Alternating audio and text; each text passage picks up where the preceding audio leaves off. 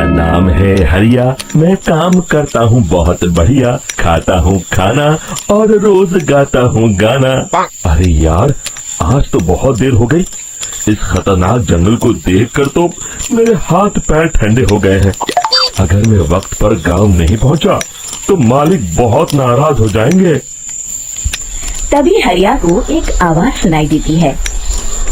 सुनिए हरि जी। अरे, ये आवाज किसने दी? तभी हरिया को सामने कुछ दूर एक औरत खड़ी दिखाई देती है। अरे भाई, ये औरत अकेली इतनी रात को इस जंगल में क्या कर रही है? चलकर पूछना पड़ेगा। फिर हरिया अपनी बैलगाड़ी उस औरत के सामने लाकर रोक देता है और उससे पूछता है। अरे सुनिए, आप इतनी रात को इस खतरनाक जंगल में अकेले क्या कर रही हैं? तभी वो औरत मीठी आवाज में कहती है। अरे हरि जी, आप आ गए। मैं कब से आपका इंतजार कर रही थी। वैसे तो यहाँ से काफी लोग गुजर चुके हैं, लेकिन मैं खास आपका इंतजार कर रही थी। अच्छा, तुम सच कह रही हो? मुझे तो यकीन नहीं हो रहा है। वो क्या है ना, आज तक किसी ने मुझसे इतने प्यार से बात नहीं की। हाँ हाँ हरि जी, मैं सच कह रही हूँ। अब देर मत करिए और जल्दी से मुझे मेरे घर तक छोड़ दीजिए। हाँ हाँ, कौन सी बड़ी बात है, अभी छोड़ देता हूँ। आप मेरे पीछे बैलगाड़ी में बैठ जाइए और मुझे रास्ता बताते चलिए। फिर वो औरत हरिया की बैलगाड़ी में बैठ जाती है और हरिया बैलगाड़ी हाँकता हुआ आगे चल पड़ता है। फिर उस औरत के बताए हुए रास्ते पर चलते चलते हरिया बैलगाड़ी लेकर एक काली गुफा के आगे आकर रुक जाता है। हरिया उस औरत से पूछता है। हाँ देवी जी, आपका घर कहाँ है? यहाँ तो एक गुफा के अलावा और कुछ नहीं है। तभी अचानक वो औरत हवा में उड़ने लगती है। देखते ही देखते उसका सुंदर रूप एक डरावनी चुड़ैल में बदल जाता है और वो जोर जोर से हंसती है। अरे तू तो एक नंबर का बेवकूफ निकला। तू तो भैया आसानी से मेरी बातों में आ गया। अरे मर गया रे, ये तो एक चुड़ैल है। हे भगवान बचा ले, ये तो बड़ी डरावनी दिखाई दे रही है। और फिर अगले ही पल हरिया की बैलगाड़ी में रखा सारा सामान हवा में उड़ता हुआ उस काली गुफा के अंदर चला जाता है और वो चुड़ैल भी उस गुफा के अंदर जाकर कहीं गायब हो जाती है। हरिया ये नजारा देख बुरी तरह घबरा और परेशान हो जाता है। अरे, ये चुड़ैल तो मेरा सारा सामान लेकर गुफा में गायब हो गई। अब क्या होगा?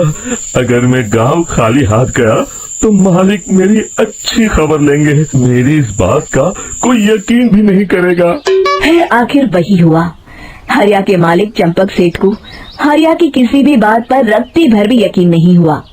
चंपक सेठ को लगा हरिया झूठ बोल रहा है और उसने ही लालच में आकर सारा सामान हड़प कर लिया है। फिर हरिया को बेईमान समझकर चंपक सेठ उसे काम से निकाल देता है। अगले दिन अपनी दुकान में परेशान बैठा चंपक सेठ गुस्से में बड़बड़ाता है। अरे, दुकान में तो सामान बिल्कुल भी नहीं है। अब मुझे ही शहर जाकर सामान लाना होगा। फिर वो अपनी बैलगाड़ी लेकर शहर चला जाता है। शहर से सामान लेकर जब चंपक सेठ वापस गांव लौट रहा होता है, तभी उसे एक आवाज सुनाई देती है। चंपक जी, ओ चंपक जी। अरे, ये तो कोई मेरा नाम लेकर मुझे पुकार रहा है। फिर उस रास्ते में वही औरत खड़ी दिखाई देती है। फिर क्या था, हरिया की तरह चंपक सेठ भी उस औरत के पास अपनी बैलगाड़ी लेकर जाता है और वो भी उसकी चिकनी चुपड़ी बातों के मुंह जाल में फंस जाता है। फिर चुड़ैल उसे भी अपनी गुफा तक ले जाती है और उसका सारा सामान लेकर गुफा में गायब हो जाती है। बेचारा चंपक सेठ लाचार होकर खाली हाथ गांव लौट आता है। फिर ये उस जंगल में रोज की बात हो जाती है।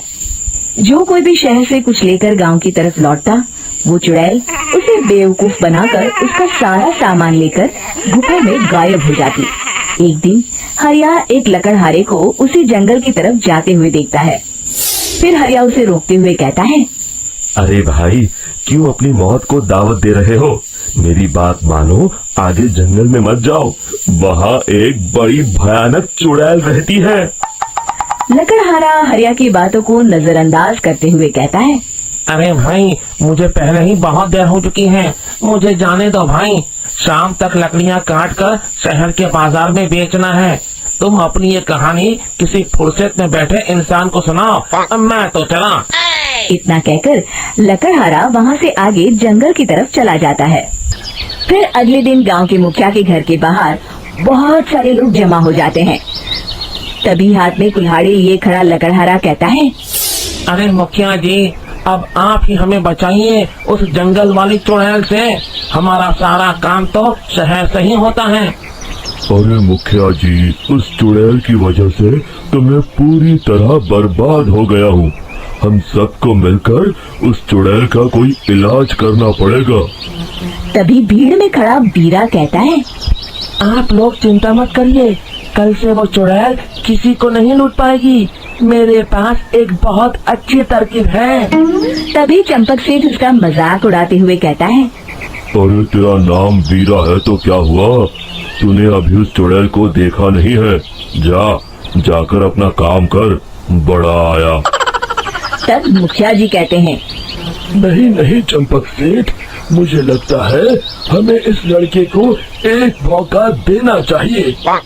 फिर सभी गांव वाले मुखिया जी की बातों से सहमत हो जाते हैं और वीरा शाम को एक बैलगाड़ी में कुछ सामान लादकर उस जंगल की ओर चल देता है। वीरा, ओ वीरा, कहाँ जा रहा है?